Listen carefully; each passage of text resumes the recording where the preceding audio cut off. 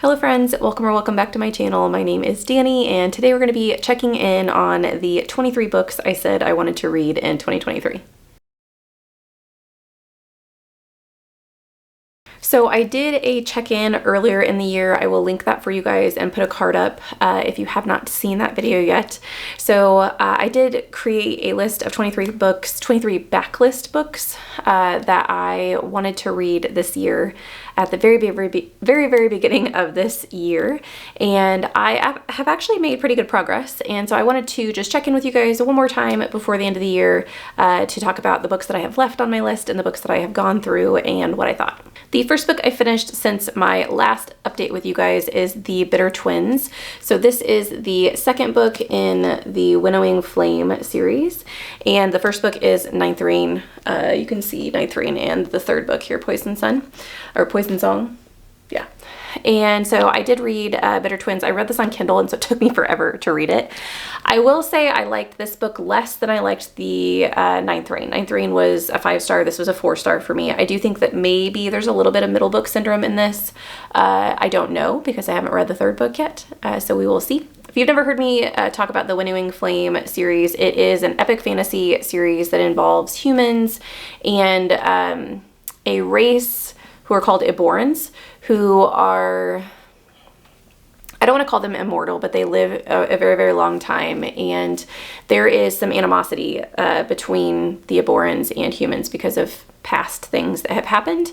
And currently there are some really weird things going on in the world, and these weird things kind of indicate that something bad is going to happen, something bad that has happened in the past. And the Iborans, being that they live so long, are really the only people who still have the history of the bad things that used to happen. And so, yeah, this band of people come together. You have a fell witch named Noon who can control fire, but she controls fire by taking life from other things. You have a scientist named Vintage who is noticing kind of the weird things going on in the world, and then you have a Iboran named Tor who he is traveling with the scientist originally because he has left Ibora for reasons that you find out in the first book. I've really enjoyed the series. I did just think that this book, there's one particular character in this book that we focus on that I did not enjoy that storyline, and so every time we would go to that storyline I would feel a little bit more taken out of the book. But I still really enjoyed like where we ended up, and I'm excited to read the third book in the series. Next is Eclipse the Moon. This was another 5-star, so this is the second book in the I think it's Starlight series. I'm trying to see if it says on this book, and I don't know that it does. I don't know. I can't find the series name. But Eclipse the Moon is the second book after Hunt the Stars, and in this series, this is a sci-fi romance series, sci-fi space opera-y, and you follow a bounty hunter and her crew. And yes, I did say her crew. It is a female bounty hunter, and there are humans and then the Pavlovians, and Pavlovians are, without getting into like a lot of detail, they're kind of like evolved humans, and they have different abilities that you end up exploring within this book. And the bounty hunter in Hunt the Stars, the bounty hunter is the main character, and the bounty hunter is approached by one of the Pavlovians to hunt for a lost artifact of his, and him and his crew end up having to join her and her crew in their ship, and relationships ensue. And that's what the book or the series has been about so far. So the first book followed the captain, so the bounty hunter, and one of the Pavlovians that enters the ship. And then this also is one of the bounty hunters, I don't want to call her a co-pilot, but one of the other people on the ship with the bounty hunter and another Pavlovian as well. And I've just really enjoyed this series. It's so cute. It's a little spicy. I think that this is light on spice. If you are a person who enjoys spice, this series isn't going to give you a ton of that. It's definitely slow burn. Especially this particular book. I think the first book did have a little bit more spice in it. This was more like towards the very end. But their relationships are just so cute. There's also an animal companion in this series that I just find fantastic. Her name is Luna. I don't think, well, yeah, she's kind of on the cover here as well. She's on the cover of Hunt the Stars as well. But I really enjoyed the series. So this was 5 stars, so was Hunt the Stars, and I'm excited to read the 3rd book in the series. Next is the 5th season. So I read this with Leandra back in May or June, and I've wanted to read N.K. Jemisin for a really long time, especially this particular series. This is sci-fi dystopian world, and we have actually, Leandra and I have read the first 2 books. We're reading the 3rd book in November, and so we will have finished the Broken Earth trilogy this year. And I've talked about this book a lot on my channel. This is a 5-star read. I think that this is one of the most well-plotted books that I've ever read. You follow 3 women you follow a young girl, a young woman, and a woman. And they are all in different stages of life, and they are all what they call origins. And origins can control kind of like the movement of the earth, and they can feel the movement of the earth, and so that has caused them to be feared by people. And so each of them has their own difficulties that they're dealing with at this point in time. There are also these pretty traumatic, apocalyptic things that are happening in the world called seasons, specifically the 5th season. So you have like the 4 normal seasons, and then every once in a while the world will go through a 5th season, which is always like some type of apocalyptic events, and the people of the world have to learn how to cope in those times, or how to survive.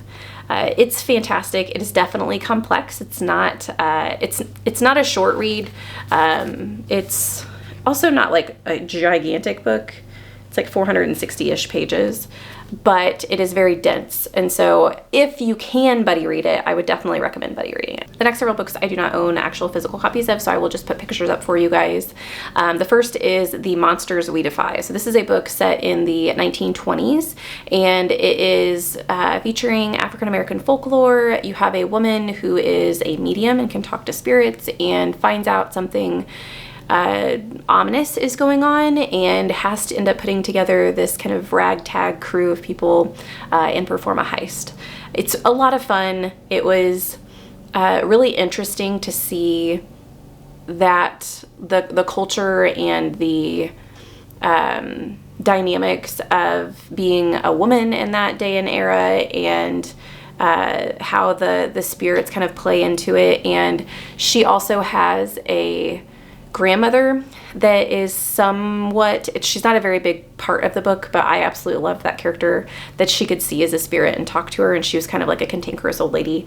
But yeah, this book is a lot of fun. The next book was Jonathan Strange and Mr. Norrell. This actually ended up being a DNF for me, which I've talked about on my channel already. But this book is featuring Jonathan Strange and Mr. Norrell, who are both magicians in, they don't start out in London, but they eventually end up in London. And this is also historical fantasy, where you are following that in the past magicians have been part of like the political scene, helping Britain win wars and things like that. But in the present time, which is I think the 1800s is when this is set,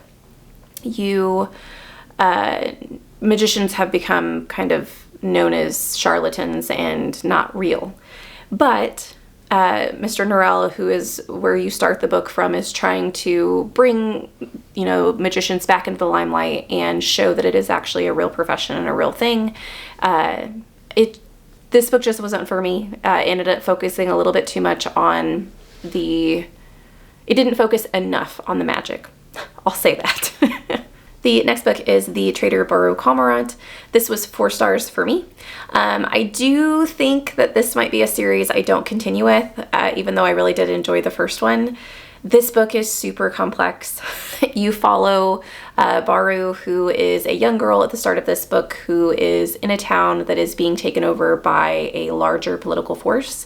And she's very, very smart, and ends up kind of being taken under the wing of someone who puts her in a position to be taken in by this political force. And she essentially decides to perhaps become popular, or not popular, become powerful enough in this organization to take it down from the inside. And so you follow her progress in doing that.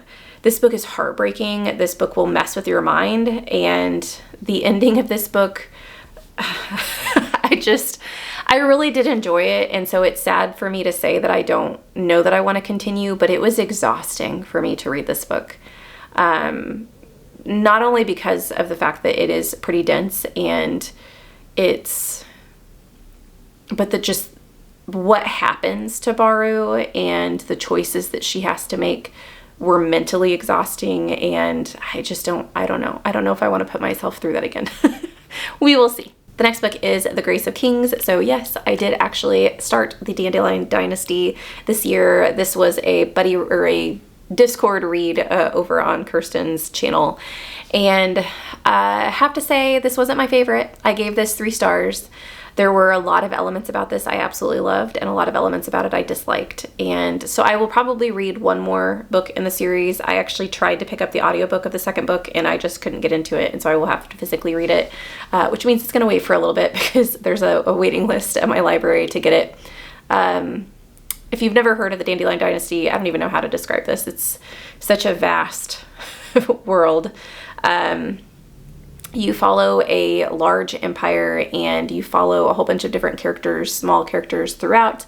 And there is an emperor. There is definitely, like, they are islands, and the island kingdoms have been conquered by one of the islands, and that island declared its, like, king as an emperor. And there is some dissenting nations that do not want to be under an emperor. They want to be their own individual nation. And so you follow these individual characters and watch what happens to this empire throughout time. I absolutely loved the characters in this book. The pacing of this book was my main complaint. And I feel like throughout reading this book, I cared more about the characters' really tiny, small, getting to know them stories than I did about what was happening in the empire, which kind of defeats the purpose. So hopefully the second book will get me more into it and I continue with the series, but we'll see. The last book that I read from my 2023 list was Heartless, which is continuing the Parasol Protectorate for me. I think this was the 4th book. I think I have one more book in the series before I complete this series. If you've never heard of the Parasol Protectorate, you follow Alexis Terabati, who is a preternatural. And what that means is essentially she lives in the Victorian era. It's kind of steampunky, and there are ghosts and vampires and werewolves that are all kind of in society, and people know they are in society. And as a preternatural, she has the ability to, if she comes into contact with one of these supernatural beings, she makes them not supernatural anymore. And so werewolves end up not being able to turn, vampires turn back into humans, ghosts she essentially exorcises if she touches them. And so this puts her in a very interesting political position because she doesn't really fit with humans, she doesn't really fit with supernaturals, and she is kind of in the middle. And so you follow her kind of get herself into a pickle, and she is also, I believe she's 26 when the series starts, and they consider her an old maid because she isn't married. She's very cantankerous. She has her own opinions of what she should do. And so you follow kind of the that side of things is her like being a woman in the Victorian era and kind of being expected to be submissive and be a housewife, and the fact that she's not going to be, and she's going to be whatever she wants. It's a lot of fun. I've really enjoyed the series. I can't wait to complete it. I am going to be sad though that it's no longer going to be on my TBR. So that leaves the list of books that I still need to get through for my 23 and 2023, and I currently have 5 books, just 5 that I haven't gotten to, and one of which I think I might not be interested in anymore. So let's go through that list really quick. First is Sons of Darkness. This is currently on my Kindle waiting for me. I just haven't gotten to it yet. It is the only thing I really know about it is it's dark fantasy and it's Indian inspired. So Indian mythology, I believe, is in this book. I absolutely love the cover. It's fantastic. I can't wait to get to it. Next is Under Lock and Skeleton Key, and I think this is the one that I don't know I'm interested in anymore. I honestly can't remember the synopsis to this book. I do believe that there's mystery involved. If you've read this and you think that I absolutely should give it a try, please let me know. Next is A Memory Called Empire. So this book I tried to read back in August, but that was when work kind of got crazy and I didn't end up getting to it, and I ended up putting it away. So I think that I am going to get to this later in the year. I don't know if I'm going to pick it up on audio again or not, or if I'm going to try to pick it up physically.